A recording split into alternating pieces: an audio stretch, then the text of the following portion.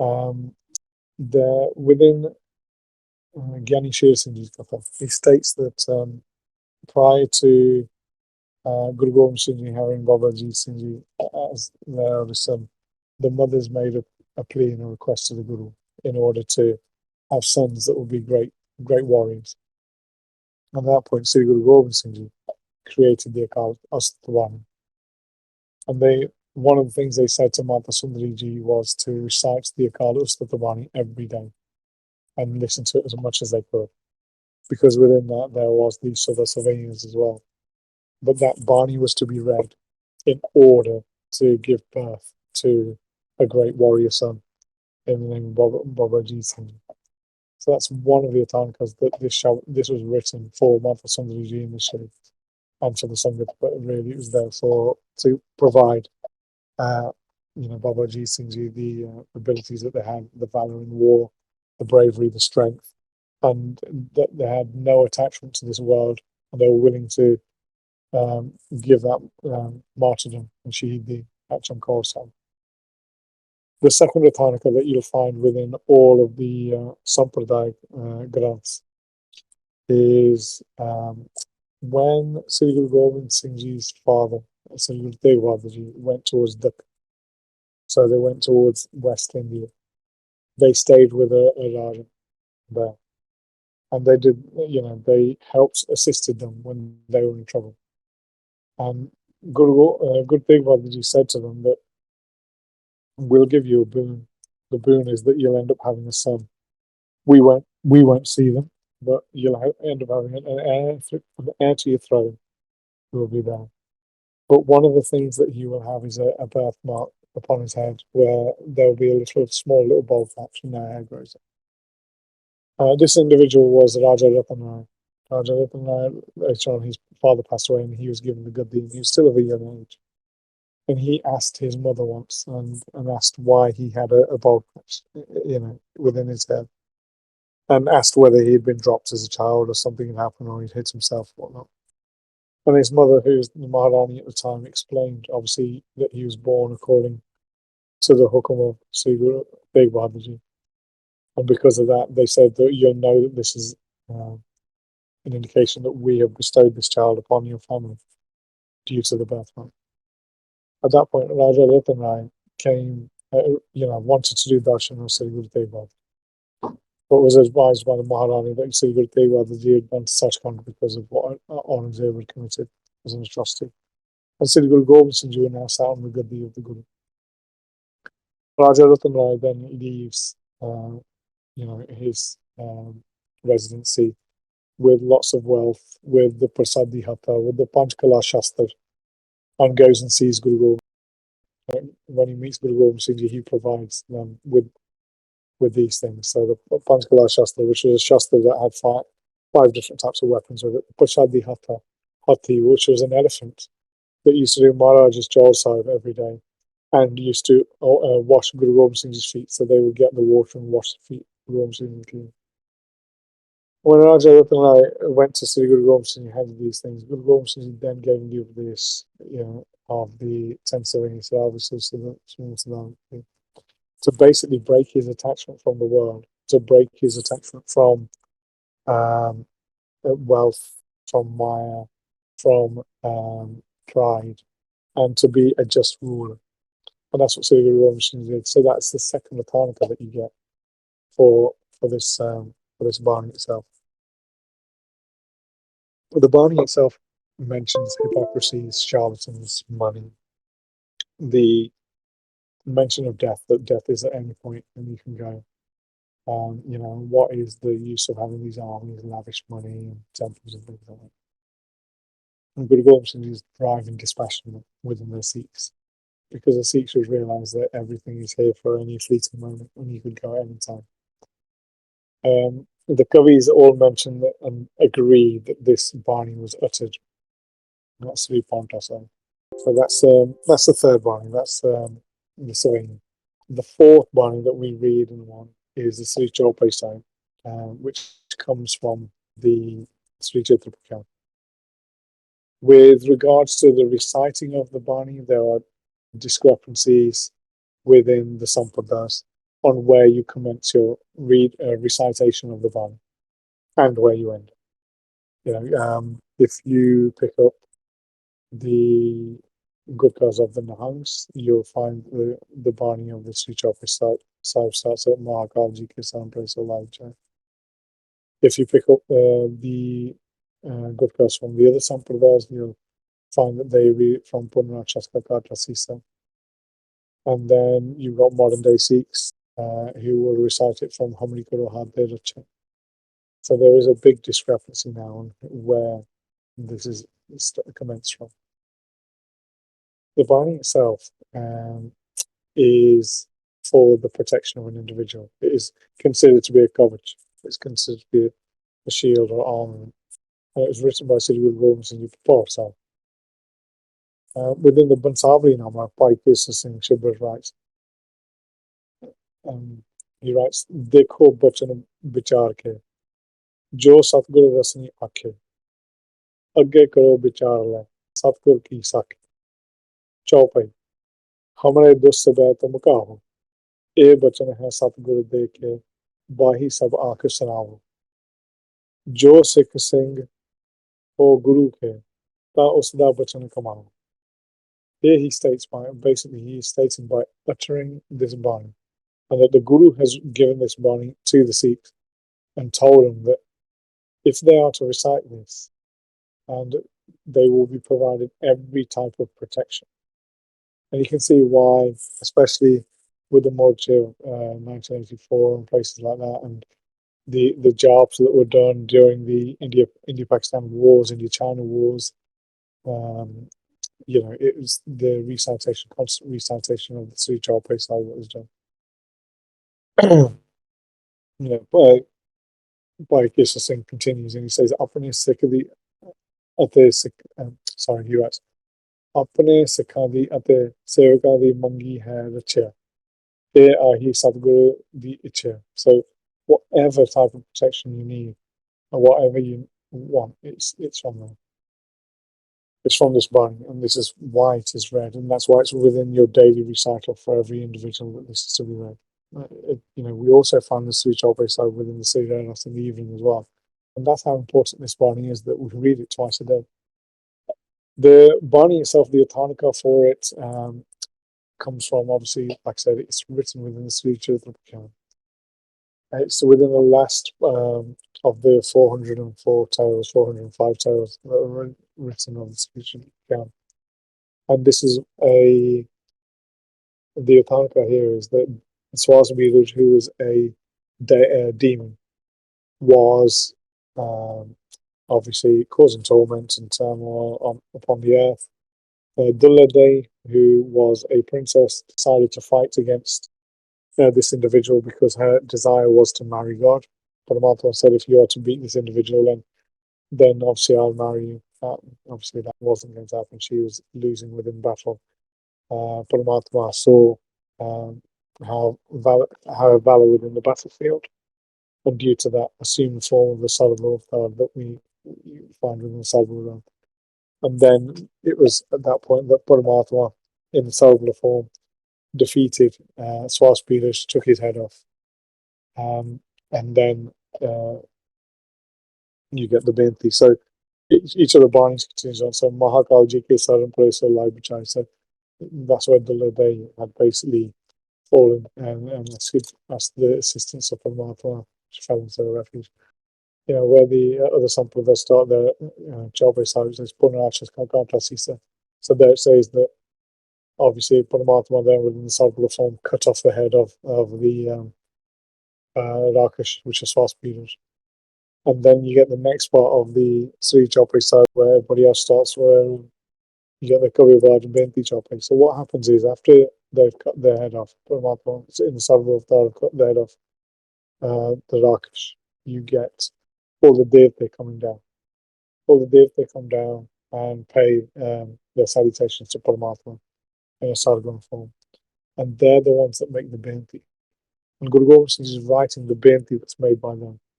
And so they state how many Guru Gobind Singh is writing from himself in the same way and stating that this is the binti and the supplication that should be made for protection, because Paramatma will come.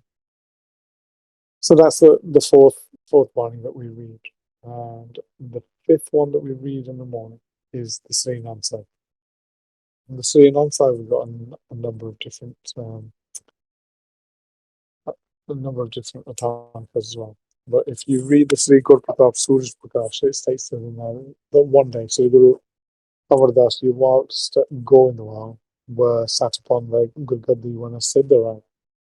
The Siddh basically said he wanted to pay his salutations to the Guru since Guru Nanak Dev Ji were on the Gurgaddi and hadn't decided to see the Guru, but obviously that time had elapsed, and now Sri Guru Amar Das Ji were upon the Gurgaddi. So they had come into the presence of the Guru and felt blessed. But he went on to state his own spiritual journey, saying that he had won over many kings, he had made a lot of people his devotees, he had occult abilities, and he could get hold of riches. That he could do all of this, but even after doing that, he was unable to find any tranquility within his own mind. And he asked Sri Guru Amar Das Ji for an upadesh, a sermon for some bliss. Guru Amar Das Ji basically states to him that he would have to give up his life as a Siddh and be reborn again and enter the lineage of the Guru where he would obtain this. So the Siddh, because he had his abilities, was able to do that. He discarded his body and was born within the house of Baba Mori Ji, who was the son of Sri Guru Amar Das Ji. So he was born again as the grandson of Sri Guru Amar Das Ji. And the Guru, upon seeing the newly born child, explained that this was a Siddh who had arrived for this bliss. The Guru actually named this child Anand, and it was at that point that they created the Sri Anand Sahib Paath. The purpose of the Sri Anand Sahib Paath, like the Guru said to the Siddh, was to allow for all desires to be completed and to bring about bliss for an individual. There is also a second Rathanika, but even Mahant Ganesha Singh and others don't agree with it. They believe, it's there as an Rathanika, but they don't personally choose to write it within their works. And that is that you get the deity Ganesh. Ganesh comes in the presence of the Guru, and he was the one as the Siddh. And he asked the Guru why it was that within the Sanatan Dharma, whenever anything is commenced, any sort of work is commenced, anything ends, any sort of religious functions occur, the first deity that is invoked is Ganesh. And he asks why he is not invoked within the Sikh Panth at the time. And Guru Amar Das Ji speaks to him and says, well, if you want to be invoked, you have to come in to the lineage. And they state that Anandji was actually Ganesh. The Anand Sahib is, the similar invocation that we use as Sikhs. Because if we do any sort of part, any sort of puja, anything, we at least recite the first 5 body of the Sri Anand Sahib, the last body of the Anand Sahib, to close or open any sort of worship or any sort of event we have. So we have 2 Atanikas. Interestingly, within the Sri Guru Pratap Suraj Prakash, Kavi Santokh Singh Ji states that although the Anand Sahib that we see in the Gurkhas comprises of 40 bodies, the Guru Pratap states that only 38 of them were written by the third Guru, or uttered by the third Guru. The 39th body is supposedly written by the 4th Guru, Sri Guru Ram Das Ji, and then the 40th body by Sri Guru Arjan Dev Ji. And that's why, most of the Panth accepts that the whole of the writings was written by the third Guru, in the same way that the Slok Malanala they believe is written completely by Sri Guru Dev Babaji and does not have a slok of Sri Guru Gobind Singh Ji within it. But if you read the last 2 shabads, you can make your own mind up by just seeing the chant or the meters of the shabad and the way it flows compared to the last 38 body. And so those are the five Nitnem Banis that we have to recite within the morning. And Bhai, sorry to interrupt you. Some of the Sangat are saying that your voice is a little bit muffled. No, that's not yeah. Can you hear me now? Yeah. How close are you to your mic? Maybe I think you might be a bit too close or something. Have Yeah, your headphones in? Oh yeah, that's it. So I'm just moving my headphones away. That's all. Yeah, that's better now. That's better, Hanji. ठीक है, sorry. No problems. So yes, so those are the 5 Banis that we have of the Sikh Nitnem that are recited every morning. In the evening, we have the Sodar or the Reras that we read now. This, like I said, Bhai Gurdas Ji writes within the verse that this was commenced by Sri Guru Nanak Dev Ji within the presence of the Sangat at Kartarpur, that this was to be read. The Reras that we read every day now differs within sizes and compilations. It was initially, like I said, written by Sri Guru Nanak Dev Ji, amended by the 5th Guru, and then amended by the 10th Guru. Reras is the evening prayer, and Reras is basically this is the righteous path or this is the correct path that a person should adopt, and that's what this Baani is. It is basically a message of from all the different gurus on what is the correct method in order to become one with God or follow the path of spirituality. We have, like I said, the Reras is differ within the different sampradayas. You will find sometimes that the Rara starts with the Shabad Dukkadaru Sukharopaya, which is also found within the Sri Asadiva.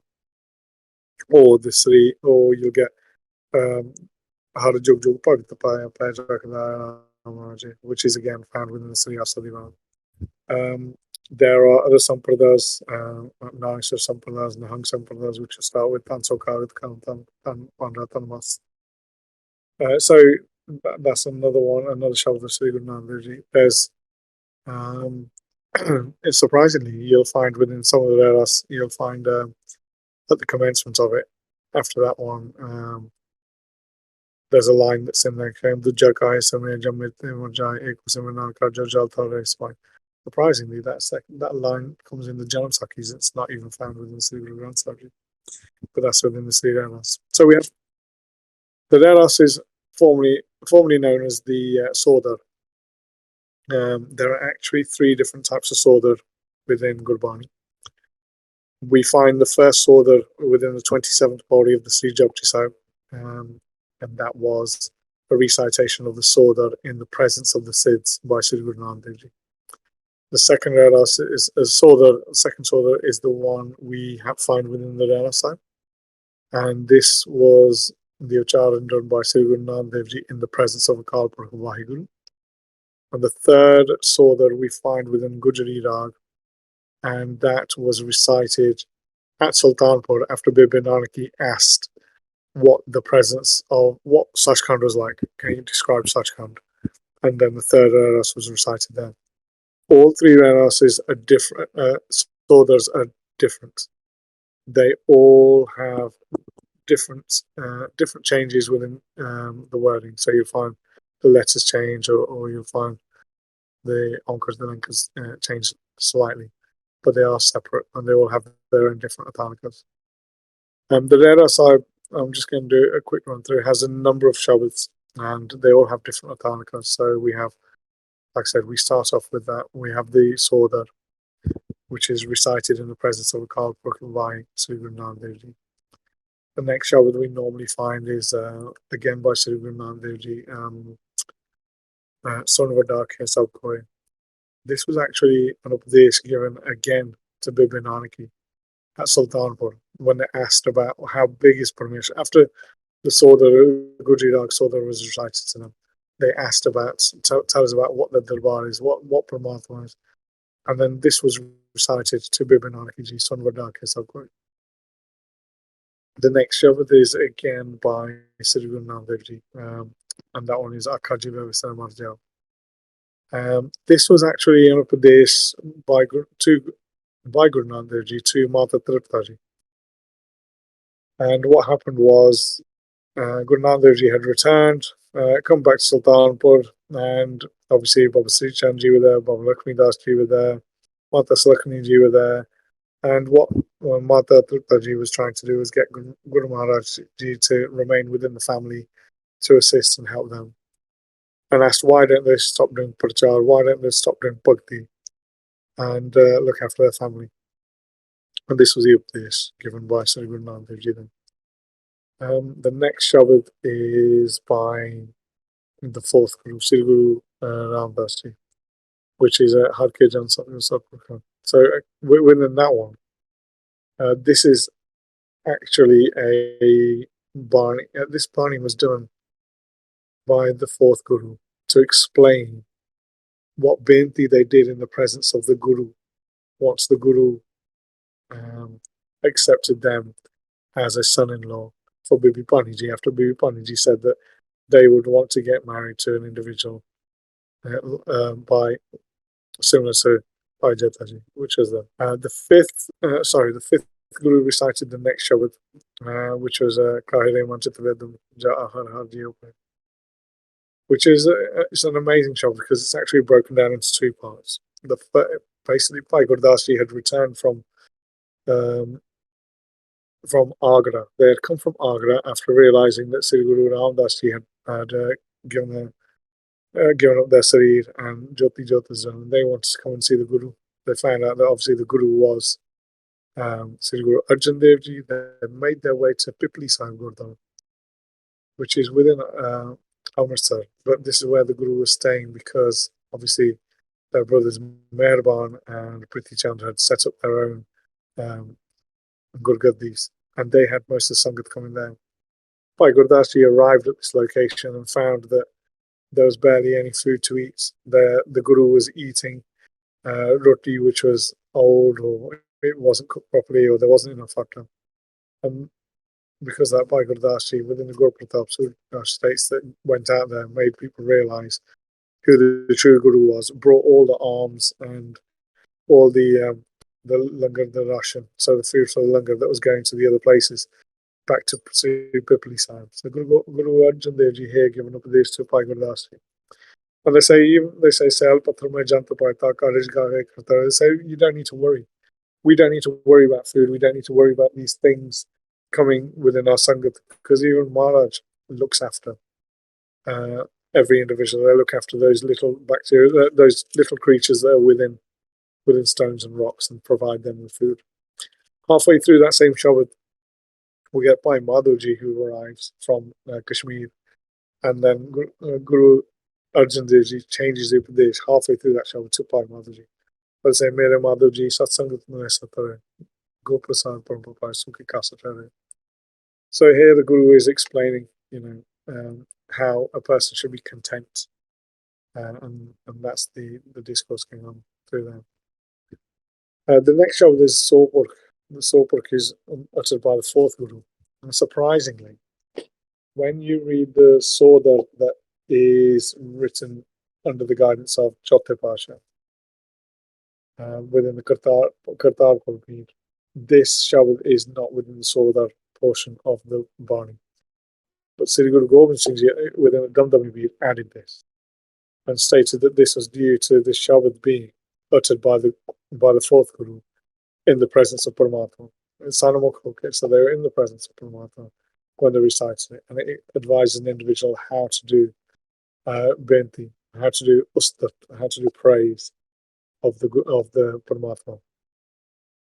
And that continues on to the next Shabad, which is Tu Karta Sacharamanda Sai Jo Tu Pavi Soiti. So this is again from the fourth Guru, and again Guru Gobind Singh Ji added this one to the Damdami Veer and the Rera Sai.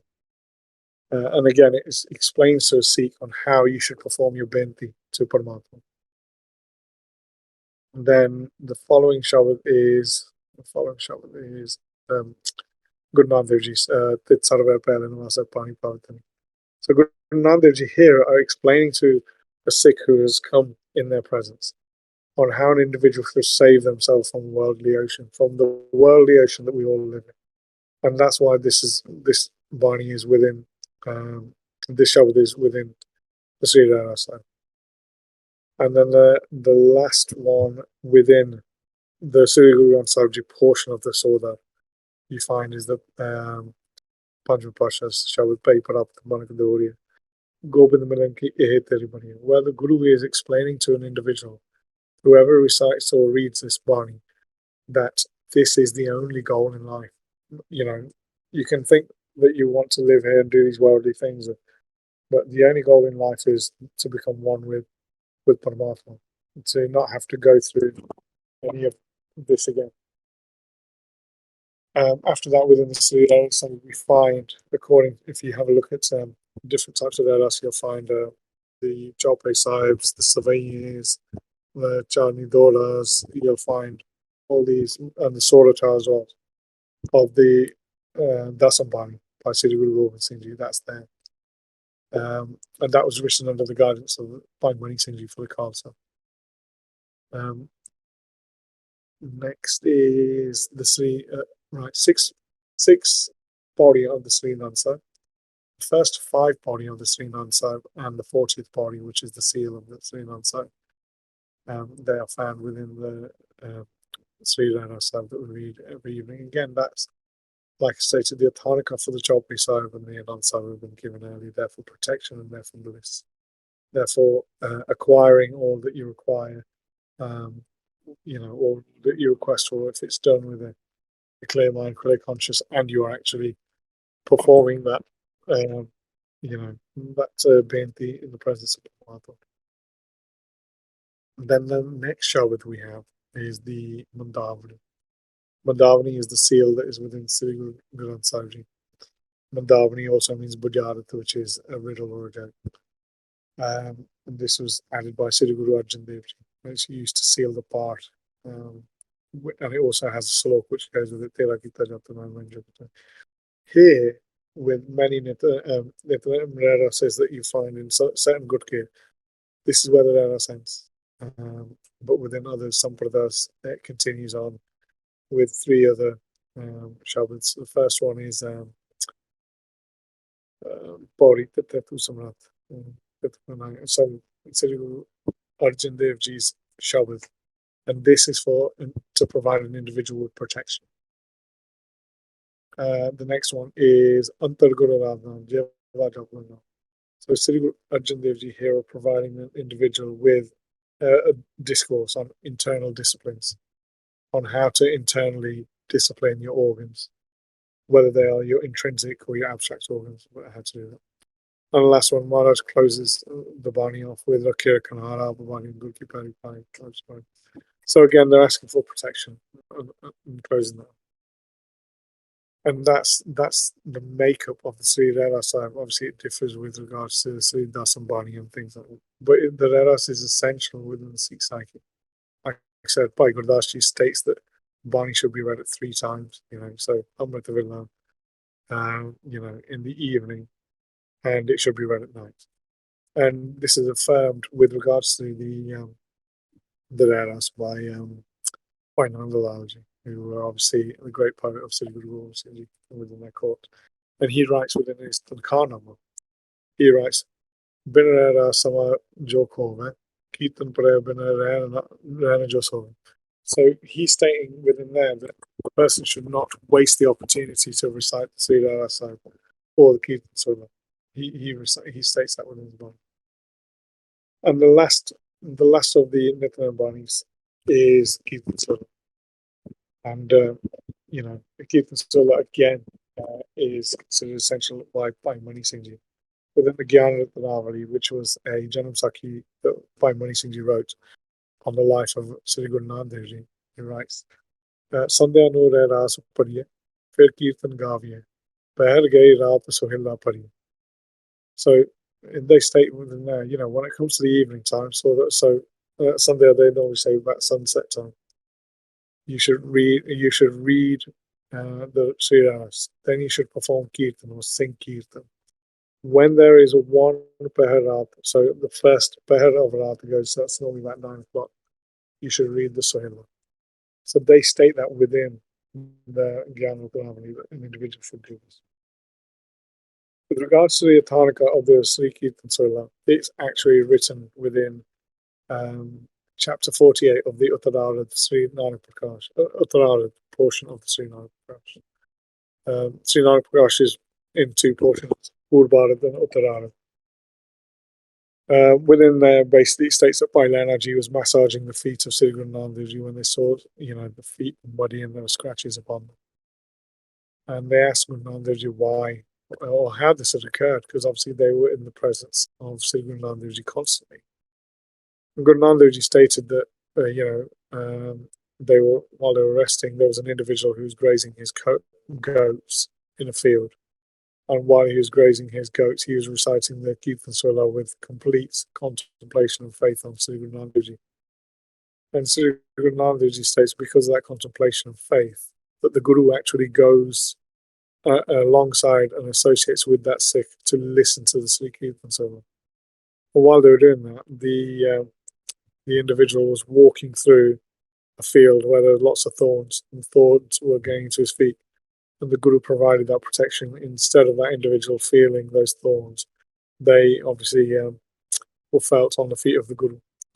Bhai Lehnaji, witnessing the injuries and the state of the feet of the Guru, asked for the time of the Baani to be changed, because he said if that was the case and people were reciting this Baani during the day while they were doing things, and if they were to get injured, that would affect and afflict the Guru.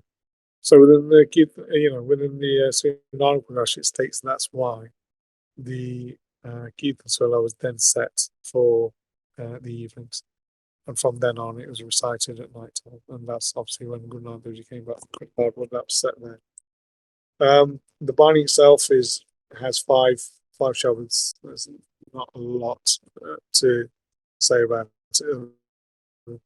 First three shabds are by Sri Guru Nanak Dev Ji. The first one is Jai Kar Kirta Kiya, and this was recited for the Satsangat and for a person to understand that Satsangat is essential in order to move their spiritual,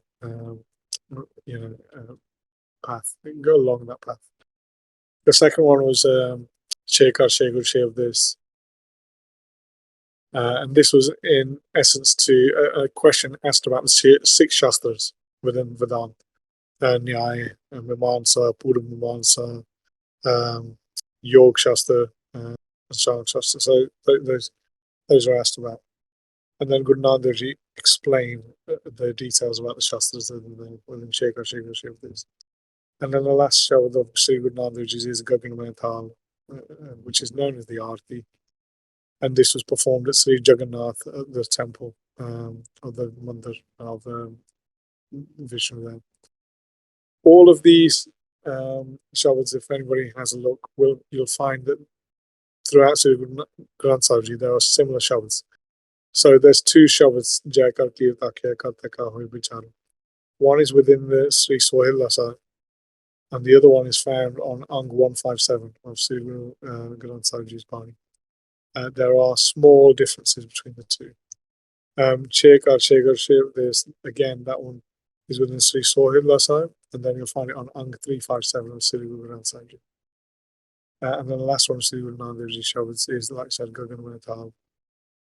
And the similar shabad is found on Ang 663. There are very small differences. One says Nayavasa, or says Namvasa, within the shabads, but they are different shabads, different places or different tankas. The fourth shabad within the Soila Sahib was by Sri Guru Ramdas Ji, and they basically speak to a farmer about doing Bhakti of Paramatma, and he explains that obviously he's got a field and these crows are pecking at stuff and they're taking everything. At that point, Sri Guru Ramdas Ji creates a shabad explaining that the intrinsic farmer is being destroyed by the birds, which are metaphors for the vices. So Kam Karo, the Nagar Bahupare Amasal. They explain that all there. And it's for the individual to realize that inside, you could be outwardly doing things, but internally your vices are taking up and being planted instead of bhakti. And the fifth guru then gives a similar sort of updates to the Sikhs. Explaining the requirement and need for the Sangat, the Guru, the Sants, that sort of thing. And there again, with the fourth Guru Shabad, there's a similar Shabad at Ang 179. The fifth Guru Shabad, there's a similar Shabad at Ang 205. The reason why this Shabad is recited is one, it's recited in the presence of the Guru. When you are supposed to be uttering any Gurbani, you're actually having a conversation, a direct conversation with the Guru. The Nitnem is that you are having a conversation with Paramatma, with the Guru. And the Kirtans are read at night in order to prevent the mind from wandering into vices during sleep. Gyani Satsang Muskeen explains there are 10 ways of committing sin. And, with the mind, they are still sinful. So where nobody on the outwardly would know what sins you're committing, Chitragupta, who are your scribes, are watching this, they'll scribe that down. So what that does is it provides that. It provides, your mind from not wandering. And if obviously you leave this body, this human body, during the night, at least the last thing you've done is recited Gurbani, and it adds to the merit that's required. So that's. I know it's. I don't know if it's too lengthy, but that's a breakthrough of the Nitnem Banis, the importance of the Nitnem Banis, the Athanikas for the Nitnem Banis, because it's. I think it's important that individuals realise where the Shabbats took place, what's the purpose of the Shabbats, and why the Gurus have placed those Shabbats within those Banis for you to recite, for an individual to recite, and what that provides upon the path of spiritual journey. So yes, that's the talk. If I can hand that back to the moderators, please, and I appreciate everybody listening. Thank you. Or can you switch it up, like doing the 3 bigger Barney first and finishing with Prasad Singh Chaupai Sahib? If you can switch it up, are there any cons for doing this?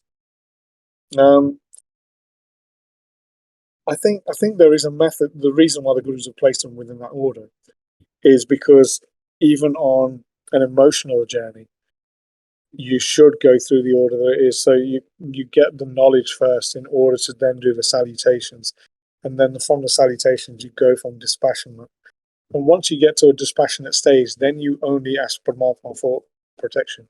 Because you don't need protection if you're not dispassionate. And then only after dispassionate and protection, you realize, well, the only thing I can do is become one with Paramatma. So it's set in that method.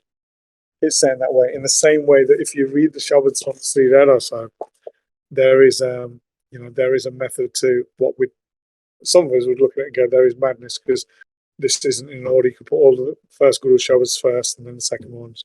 But basically, you should do it within the order there. And it's because it's changing your mind frame. And that's what it's doing. It's giving you the knowledge, putting through the salutations, then giving you dispassionate. Then you're requesting protection because you become so dispassionate, you need that protection, and only Paramatma can do it. And then the last one is obviously you want bliss because the realization that there is nothing else. That's the reason why I'd say that it's in that order, because it's to place your mindset through those emotions.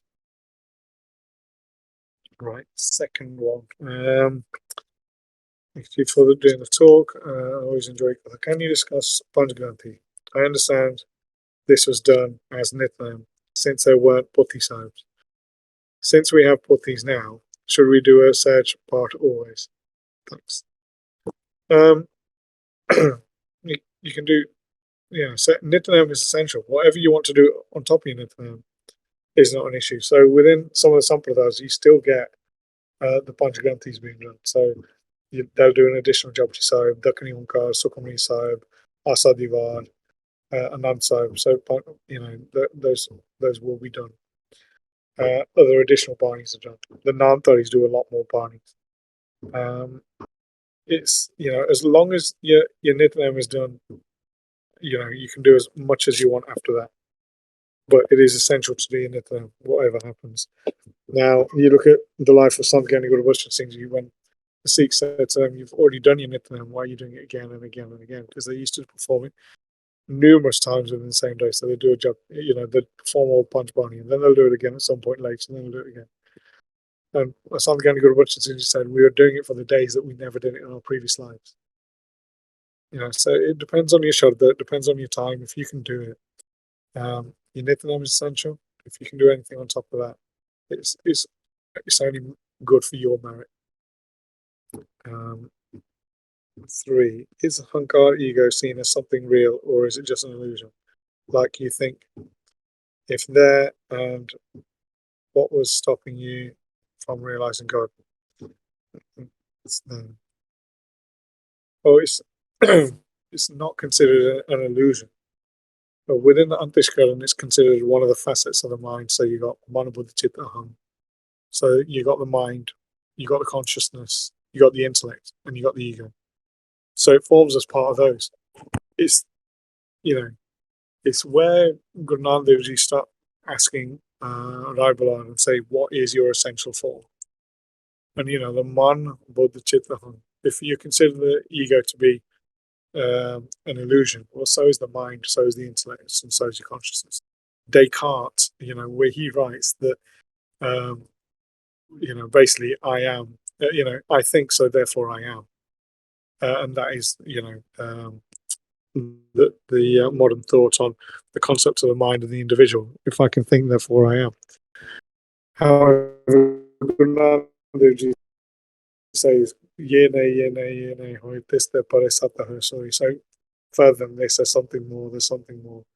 Within the Sukham Sarir, which is the intrinsic body, is real, the ego is real, but it's not stopping. My answer is, what is stopping you? You can't put it down to ego. It can come down to karma. It can come down to all sorts. But if you want to do something, like anybody does in life, if they want to do something, they'll just push themselves to do it. But everything is. I can understand where the person's come from. Is it an illusion? Yes, it is. But then everything else is an illusion as well. And at the same time, it isn't an illusion because it comes and it's part of the mind, and it's here while you are here. Right. Okay. So the fourth question: can you recommend techniques to make your mind completely focused when reciting Baani? First thing is Simran. Second thing is Seva. The third thing I'd say is Upasana, which is worship. But Baani's such as the Savini and the Chaupai Sahib are essential in changing the mindset. But what I found, techniques to make your mind completely focused when reciting Baani, is katha. Katha is a massive thing. Kirtan is a massive thing. Kirtan invokes emotion within an individual if recited correctly. If recited with the correct rags, if recited with passion, that can make a person dispassionate. The other thing is katha. You listen to the right kathas of the right prasangs. They can bring you josh, they can bring you valor, they can bring you all these things. But that's what I would suggest to any individual. If you want to, become more in tune with your bhakti, then that is what you need to do. You need to look at those sorts of techniques. Kirtan, katha, seva, simran, upasana. They're all essential, and that's what would help. Let's see, question 5. What are the great techniques to wake up at Amrit Villa? An alarm clock. First one. Go to sleep early. But it all depends on your mental focus. Your mental focus is the first thing. If you want to get up for something, you will get up. Now, I'm the same as everybody else. If I want to get up at Amrit Villa, I'm a lazy git sometimes and I won't get up. But I tell you what, if I've got to be at work at 3 in, I always seem to get up. It depends on what your push and desire is. And if you want that desire, like I said, your clock is the first thing. That's what you need to get up. Your desire is the second thing. If you're finding it hard to do so, then start listening to the katha. Start listening to, the Sakhi of Raja Shivnab with Sri Guru Nanak Dev Ji within Lanka, in Ceylon, where they explain the merits of Amrit Villa. Sadhguru Guru Bachan Singh Ji's katha. Listen to that. Listen to those sorts of things. Listen to the katha of the great prachariks out there. There's loads of katha. We're putting loads up all the time, but that's the thing that you should do. And that sort of steps. And that's the only technique. It's about your mental process. Everybody is able to get to work on time.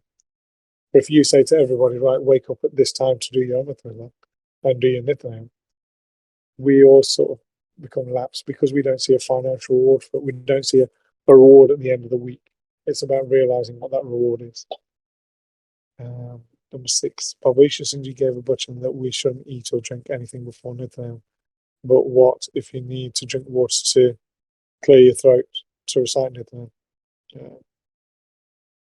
Well, no, it's not, like I said, I I wash my mouth out, I rinse my teeth, I have a shower, I do all that.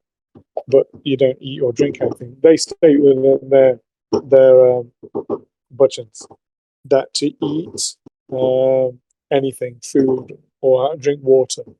To drink water is the same as drinking blood, and to consume food without doing anything is similar to eating meat.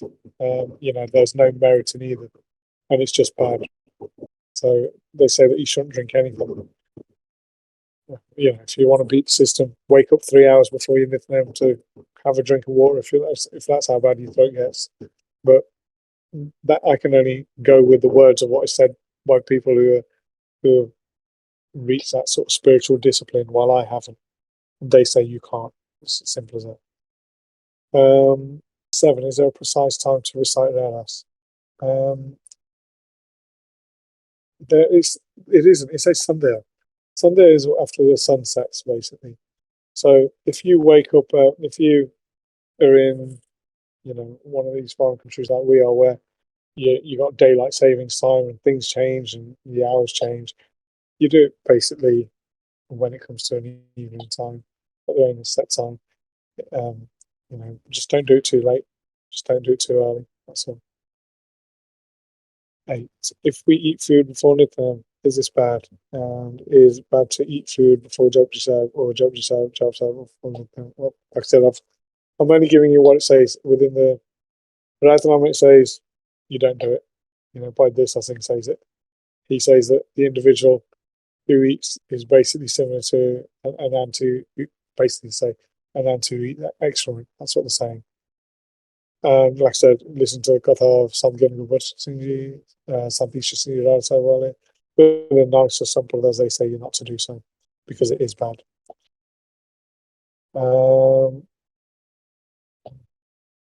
What's this? Right. If the first rag is Sri rag, why is Sodha recited in Asarag? Doesn't that mean the first rag is Asarag? It doesn't. The rags start at Sri rag. That's when all the shabds start. This is a Baani that's been put up by Guru Nanak Dev Ji to read. That's why those Baanis feature first, because Guru Nanak Dev Ji's first shabad was in Sri rag. That's Jalwal Kasmas Matkagat Karsa. That's in Sri Rag. So, it's not to do with anything like that. Guru Nanak Dev Ji said, when they got to Kartarpur, these are your essential Baanis that form part of your Nitnem. And that's why they feature before the Rag section, because they're your Baanis that should be read. And it doesn't go against the the Rag Mala, it doesn't go against the Rag portion of the Granth. Sri Rag is still the first Rag.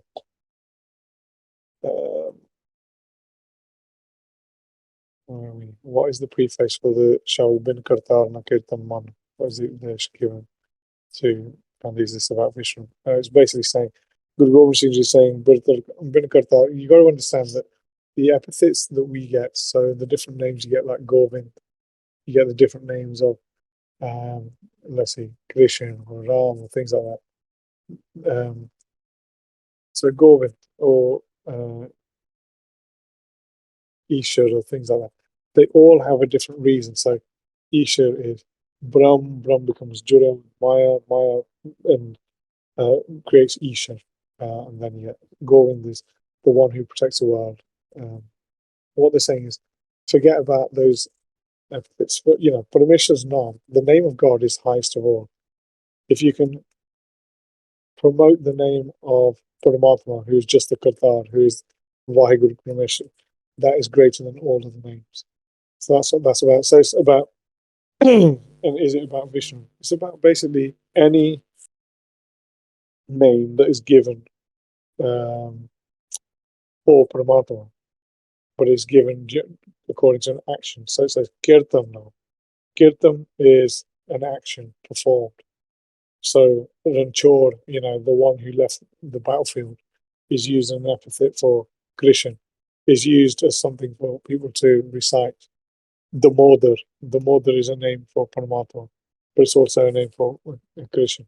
So what they're saying is focus on the name of Ram. So it says there are 4 times of Ram. Ek Ram Dasat ka beta, ek Ram Kakat ka beta. So it says there's Ram who is Dasat's son, and there's also Ram who is the one who is within every space, every omnipresent position, and that's the one you focus on. And that's all that's saying. It's saying the focus upon the Nirgun Paramatma is greater than Sargun Paramatma. That's what they're saying.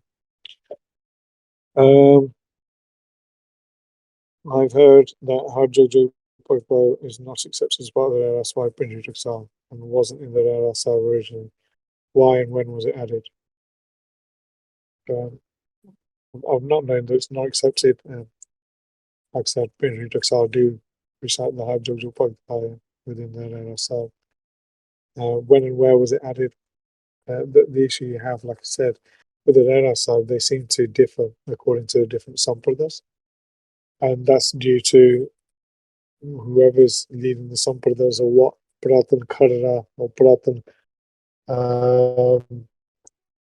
Gurke they find, they go off that. Because obviously, the older the manuscripts or the older the testimony or the older something is, there's a bit of authenticity there. So that's how we get the differing within ourselves. But I don't know who added it or why. But the why is, to be quite honest, I look at it, there's more Gurbani there. It can't do anybody any harm. The problem is when you start cutting bits out. That's where you get the position of issues. What was the previous life for Sri Guru Nanak Dev Ji? There wasn't one.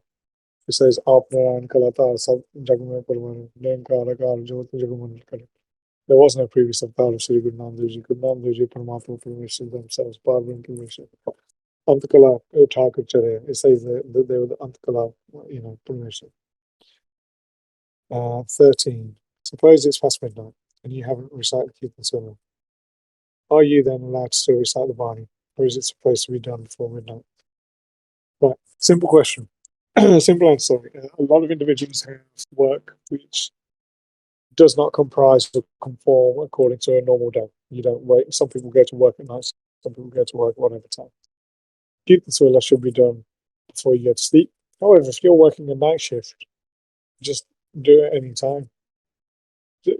But it's basically supposed to be done while you're all Gurbani is supposed to be done while you're seated, and that was the story of the Atanika where the goat herder was going through the fields at the time. Just don't be doing that. It's be seated, do your Gurbani, and recite it. I would never say to anybody that you should skip reciting Gurbani. It should be performed no matter what. So if you are not going to sleep and you're going to sleep late, or you come back late, still perform it and go to sleep. Is it true that one gets kicked out of Sachkhand if they don't do Radas? Does that mean Sachkhand is a physical place? No. The realms of life after this are not physical domains because you don't take a physical body there. You take an intrinsic body there. The Sakhi is that in the general Sakhi is Sri Bhai Lehnaji wants to see the Son Samadhis, those individuals who remain silent but put Samadhi on, and they basically do their bhakti in that manner. So when he is sent to do that, he passes a number of different individuals, quite similar to Dante's Inferno.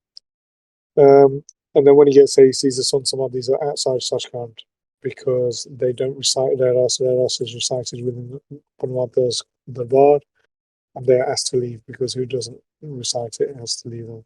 So that's a story that's found within the General Sakhis. 15. What is the best way to memorize a long Baani like Anand said?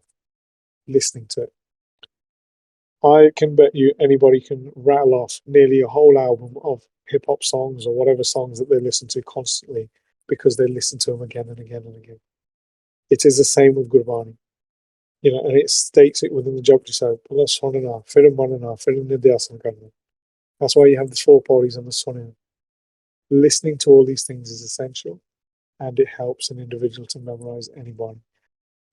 That's the best way. The other way I did things was you listen to things daily, and what you try to do is you write a line out of Gurbani and you memorize it. You take 2 weeks reciting that same line, and then you add the next line to it the week after. So you're doing the 2 lines after that for another 2 weeks, and that's how you do it. You can do it that way if that helps you as a repetitive method. But the best method I'd say is listening to it and doing it from that way. 16. After doing Bhakti, I noticed that my calm and growth went through the roof. How is this possible when it's supposed to be the opposite? Well, collective thought isn't there and your focus isn't on Gurbani. If your focus is on Gurbani, it's a different thing. The other thing is, let's say, is this is why katha, this is why seva, this is why these things are essential to go with it. You need to do these things. If you are sitting there, it's like when, here's an example. You get a lot of diet pills and diet shakes on the market. If I was to take a diet shake or a pill and I didn't lose my weight tomorrow, it's probably because I'm sat in front of the TV and not exercising and doing the right things at the same time. And it's the same with Gurbani. Gurbani is Sikhi is a spiritual path, a journey where seva, simran, bhakti, shakti, all these things are there. If you don't have any prem, Guru Gobind Singh says, "Saj ko sun leo, jin prem kirtan hi prapaye." They say with love and devotion, person is to do that, they will find God. Ek shin, ek chit, ek shin, Karl fast could be tonight. If you do that for one moment with complete focus, then the angels of death don't come for you. So it's don't. That question reads to me. Somebody's blaming Gurbani. Well, how is this possible when it's supposed to be the opposite? It is the opposite. It's your mindset. How is your focus on? It depends on your focus on Gurbani. Depends on your mindset, because your mindset is already elsewhere. It may not allow those vices to get away from them. Find other methods first. Find your kirtans, your kathas, your things like that, which puts you in a dispassionate state. And that will do it. Vices, unfortunately, are attached to every individual because we're all sinful individuals. And we need to do these things in order to get away from these vices. But an essential fact is it shouldn't be doing that. It will be to do with a person's bhakti themselves or the way they're doing their Baani or their mind focus itself. 17. Who are the Gupta Shaheed force? Unfortunately, I can't answer that. I can't see them myself. They are Gupta. If you read the Sri Guru Pratap Suraj Prakash, within the third rut is the katha by Guru Gobind Singh Ji explaining who the Shaheeds are, who the Gupta Forge is, where they can go, what their boundary limit is, what realms they can go into. So it's, if somebody wants to know more about it, I'd suggest either listening to or reading that section of the Sri Guru Pratap Suraj Prakash. 18. Are we supposed to do Ardas after doing the Amrit Villa Banis and after Kirtan Silasa? That's an interesting. Sri Rara Sahib and Anand to perform. I would always state that if you've got the opportunity to perform an Raras, why don't you? Because within the Raras, you are saying to Paramatma, "I've done this in your presence. I've done this. I've done this Baani, and if I did any pull galti hogi, फिर उन्हें माफ कर दो. ऐसी तो पुल नहार सब, other than the Guru, we're all pulling hard. So for that reason, if you can do it, it doesn't take anything away from you, and you ask for any forgiveness for anything you've done by accident. 19. Is the Mahant Ganesha saying, Japji Sahib Tika, you are doing so much of Maskeen Ji's? Where is it more done? Right. The Mahant Ganesha sayings Japji Sahib Tika is very, very basic, very straightforward. it's the one that's taught initially to individuals who come within the Nirmala Sampradas and things like that, because it is very basic. And then you go on to the more in-depth katha later on, once you understand the basic and basic meanings. But yes, all of Mahendra Ganesha Singh's works are extremely basic for a Nirmala. Sant Sampurna Singh is very similar as well. And I find it quite strange because then you get people like Sadhu Gurdit Singh, Pandit Tara Singh Rotan, and their writings are in great depth to the point that it's really hard to understand them. Well, yes, this speaker is very basic. It's not very long. It's nearly about 90 pages, that sort of thing. And that's only because obviously I put a transliteration and a translation. So you can imagine how small it really is. 20. I'm not Amritari, but I feel guilty doing my Nitnem as I still sin, cut my hair, eat meat. Would it be better if I wait till I become Amritari? Simple answer to that is you might not make it to become an Amritari. Your mindset might take you away, or you might die tomorrow. It's better to do something now. That is the same as somebody going, I'm making this money, but I'm not. I don't feel that I actually should get this money because the work that I'm doing is not befitting to the company I work for. You're not going to turn around and go, I'll continue to do it until I feel I'm giving 100% effort, and then you'll pay me. You won't do that. My thing is, you do your Baani. My father cut his hair. He for years didn't wear the star. He took his Amrit again at some point. But my dad, not for one day of his life, has stopped doing his Nitnem, his Reras, his Sukhmani Sahib. It didn't matter what situation he was in, whether he was stuck at an airport, stuck in a service station, stuck at work in the middle of the night, he continually did it. So I would suggest to you, if you're doing it, you do it. If your mind is telling you, actually, I shouldn't be doing this, I shouldn't be doing that, then that's for you to address whether you still want to continue to do that. But Gurbani is essential. And I'd say, like I said to you, that's the sustenance for your soul, and it should be done. Next one. What is the Sarva Japji Sahib? A Japji Sahib from Sarva Maharaj. Unfortunately, I've not gone into Sarva Granth as much as I should do. It's not something I've really been involved in. What I'd suggest to the individual who wants to know more about that is have a look at Gyani Gurvinder Singh Nangli's katha, because he's doing katha on the Sri Japji Sahib within the Sarva Granth. There is Gyani Sukhchand Singh from the Pindri Taksal. He's done katha upon it as well. You can have a look at that. That'll be better for you. Where can we learn more about the Antishkaran that you mentioned? Is there any specific publication of yours? The Antishkaran is mentioned within Sri Japji Sahib, where it states, I think, yeah, that's it. It mentions Tithe Kariye Mataban, Tithe Kariye Sura Siddha Kisa. Basically, in that line, the four individuals mentioned, the four things that mentioned there are the Antishkaran. So the Antishkaran holds the mind, the intellect, the consciousness, and the ego. This is the mind facet. You can find more about it within any Vedanta Granths. You just have to put it into Google and write Antishkaran, it will come up. Or Antakaran, as they write it within Sanskrit. It's all there. It's within the Vichar Chandrodaya Tika that I've written. It's within the Sri Japji Sahib Tika that we've written. So you'll find everything about the Antishkaran within those if you want to read it, or otherwise you don't have to pick up my books. It's on the internet. Either Antakaran or Antishkaran. Write that in. You'll find everything you need. After becoming an Amritari, is it necessary to add extra Baani to Nitnem? As a Sikh, whether you're Amritari or not an Amritari, Nitnem is essential.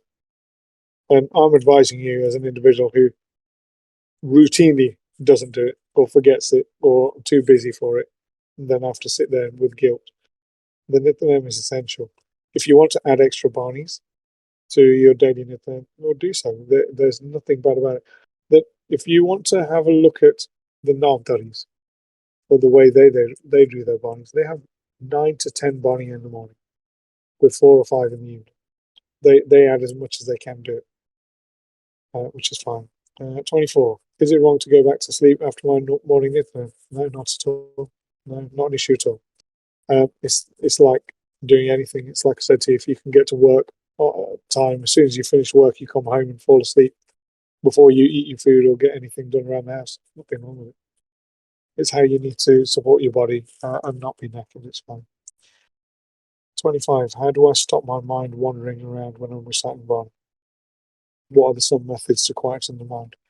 First method I used, because I remember Sadhgani Hari Singh Ji telling me that the best way to stop your mind from wandering was, when you're reciting the Gurbani itself, is to focus on the arths, focus on the definitions. So you're saying in your mind, Iko hankaar, you recite Iko hankaar, in your mind you're reciting, it's one Paramatma, the illuminator of all these, this. And it's joining your mind with what you're uttering from your mouth. And that's the first method I would use to do that. Quieten your mind by control. This is where the Antishkaran, this is what it shows. You'll be reciting Gurbani through your consciousness, but your intellect and mind will have to be occupied, and that's what you're trying to do. You're trying to occupy them with the arths and your consciousness with the Bani. And that's what you do. That's the easiest way to do so. And this is why it's important to learn the arths of Gurbani. It's important to learn the Uttanakas of Gurbani. So when you know the preface, as soon as you start reciting a Shabad, you're sitting there going, actually, this is Maharaj talking to her mother. This is what they said to her mother. This is what happened. So your focus is still within that Shabad, although you're focusing on both the arths and the Shabad itself. 26. Bhai Sahib, we started katha on YouTube using something which I'm enjoying a lot, so thank you. But you haven't been able to yet complete it. I'm really good at not completing anything. So I was wondering if you stopped doing the katha or delayed it. I'll be honest with you, the big thing was, one, I stopped the katha because we never get time. I'm trying to focus on Gurmat Vichar, on Sikhism and Snippets podcast. So I'm trying to make sure there's publications every 2 months. I've got 3 daughters to look after, and I work nearly 12 hours a day when I'm working. So at the moment, it's on hold. If we get back to it, we'll get back to it. Maharaj, I'll be good. 27. Can you tell us about Havan and what Banis are read, please? Sorry if I'm off topic. There's nothing off topic. So the Havan comes, the easiest thing to look at is the Udasis, the Nirmalas, Nihangs, and Namtaris focus upon, they do Havans, and they focus on the Banis that are done. Most of the Banis that are performed with the Havans are the Dasam Banis. So your Chandi Chritas, Chandi Divars, Ugardantis, Bhagavati Shans, those are performed. With regards to timing and how they're done, I don't know. I've never performed them. I've seen them, but I've never been at them. So the best thing to do is log on to these things, find an Namtaris to talk to, and they'll tell you. Approach them in the right way, and they'll tell you everything. There's no issues there. 28. In podcast you explained the meaning of Hare Krishna being something else. Could you explain it again? Okay. Within the Sri Krishna avatar, there is a yuddha that takes place between Krishna and Karug Singh. Karug Singh defeats Krishna repeatedly, again and again and again within battle.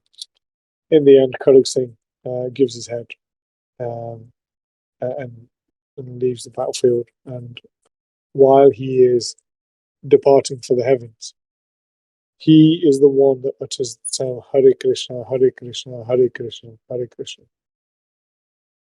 And what he is saying at the time is, this is a mantra the world will know because you have been defeated. Krishna mere to haar gaya. He lost to me. Krishna lost repeatedly, again and again and again. And that's what he recites there, Hare Krishna, Hare Krishna. And Guru Gobind Singh says that is the meaning of that as well. That Hare Krishna is also used as a term to state that he was defeated there. 29. I heard if the antishkaran isn't shud, then our bhakti is less fruitful. What does it mean for the antishkaran to be shud? 37th body of Sri Japji Sahib. It talks about that. It talks about basically cleansing, getting it together, using the whole of the 37th and 38th body, especially 38th body, is very metaphorical. And it talks about how to use your anvil, make this, the tuksal is a mint. So you get your antishkar and you clean it, you do this. The best thing to do is, it's like eating food off a plate that's not cleaned. So you're going to get, you're not going to get the rust totally. Gurbani states that we should clean the mind. It says, "Badiya mat papa ke sang lo to pehna hai." So it says that you've got the mind is dirty or the understanding is dirty. Well, do your bhakti. That cleans it. That is the sabban for it. Once you do that, and that's what bhakti is basically. It's cleansing. Um, your bhakti is always fruitful. The merit is based upon your mindset, your faith, the belief, and also what you're doing it for. Some people do nishkam bhakti where they don't want any desires. They gain more fruit and merit. What do we know? 30. In the Updiscussion, you mentioned it consists of mind, ego, consciousness, and intellect. Are they separate, independent from each other, rather than dependent, like intellect coming forth from the mind thought process? They are separate to each other. Within the Moksha Prakash and it's the Moksha Prakash and the Bhavla Samad, it states that, and the Purvochandra Natak. So the writings by Pandit Lal Singh, he states that they can all be enveloped and taken over by bhakti, but they are separate. You can have the mind does a separate thing to the ego does a separate thing to the consciousness. They all do very separate facets, but they're all facets of the same thing. It's similar to when you're trying to explain the concept of a car. The car has pedals, gears, lights, all sorts, but they're all part of the same thing. They are separate and independent at the same point, but they are all part of the same mechanism. And that's the easiest way to explain it. But like I said, there's loads of, especially if you look into Vedanta, you'll find lots of stuff on the Discovery explaining it. The Vichar Saga explains it, the Moksha explains a lot of it as well. 31. I previously used to do seva out of pure devotion and love, just because it satisfied me. But ever since I learned about the various benefits from that one gets from doing seva, I become greedy for more fun. Sikh says that Gyan is important and assists in one's jiva. But here it is Gyan that is actually being a hindrance. How do I go back to doing seva without desire? Gyan isn't a hindrance. What? There's two types of things. There's Gyan, which is I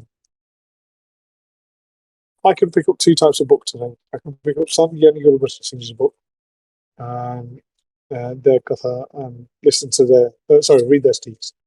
And the merit that's gained is it will bring one person towards God. And then at the same time, I can pick up, let's see, Richard Dawkins' book or Nietzsche's book on nihilism. It will take me away from God. It's about applying that knowledge in a correct manner. Knowledge isn't a hindrance. It says, Gurbani says, Gyananjan Gurdiya Agyana Virvanas. And then it says the next time, Harkir Padma Samkir. You need to have that grace of the Guru. You need to have that Shavda as well. So it's if you take knowledge the wrong way, it can be bad. I remember listening to Maskeen's katha where he said, sons can be good and bad. He goes, if you have a son, he can make a country. He goes, and the son can also destroy a country. And he was talking about Rasputin at the time. And he's saying, he was an intellectual saint who was divine, but he caused for the downfall of the USSR at the time, or the Soviet nation. And it's about that. It's applying the right knowledge. And all that's done is because you've got knowledge of something that you can get these things. And yes, you might think it's a backward step, but having the knowledge actually eradicates ignorance. So yeah, let's see where are we now. 32. Bison Hardy says that Guru Arjan Dev Ji was previously Krishna Bhagwan and promised Arjun that they would be from culture. The name of Arjun and Dev does that mean our Guru is an avatar? Or what that Kalpa talking through Krishna? Was that Kalpa? Okay. Um, this is there's a piece of katha by Sangat and the Singh which talks about this, where they state that within the next jnana, Krishna says that I will come as you and me together in one form. So your name is Arjun, my name is Krishna Dev, and we'll be called Arjun Dev instead. Um, yeah, there's a piece of katha and it says that in there, but there's nowhere that I can find in any granths that actually state that that is correct in any way. It's not in the Guru Pratap, it's not in the Guru Balas Pasha Shemi, which mentions Guru Arjan Dev Ji's life. It's not in the Twali Gur Khalsa, it's not in the Gurpur Prakash, so I don't know where that comes through. I think that's more of a case of understanding that the avatars are the same, because what it talks about within the Vichar Sagar is the wave coming from the ocean is the avatars, and then at some point the wave will merge back into the ocean, uh, where the individual immerses back in, and that's what that's talking about. Bison Hardy says that Guru Arjan Dev Ji was previously. Well, Bison Hardy was the Tayaji of Sri Guru Arjan Dev Ji, with according to the Guru Pratap. So I'll have to have a look again, but I've not seen that in there, or I would have written that down because it would have been something to have a look at. I'll get back to that individual if I need further clarification on that. 33. I find myself in places like school trying to look good in front of girls. I shouldn't be focusing on all that stuff, but how do I not focus on that stuff? Like, how do I forget about getting girls? Unfortunately, that's your calm version, that's your lust. And everybody goes through that time in their life where their vices are more stronger within their mind because, one, their pride and ego wants them to assimilate, wants to be one of the people, wants to basically go out with individuals, wants to be successful, wants to be seen that way. Again, it's about your mindset. For a lot of us in my age group, it was realizing, hang on, I look very different from these individuals. Things are said to me that I don't consider to be banter, and these people aren't going to look at me anyway. I've got the start on, I've got my vodka on, I've got things like that. It's about realizing. There's the Saki that comes of Leila Majnun, and it states within there there's two types of ishq. So there's two types of love. There's ishq hakiki and ishq majaji.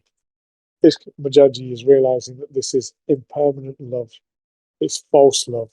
So when you're in love with someone or love with something in this world, it's false.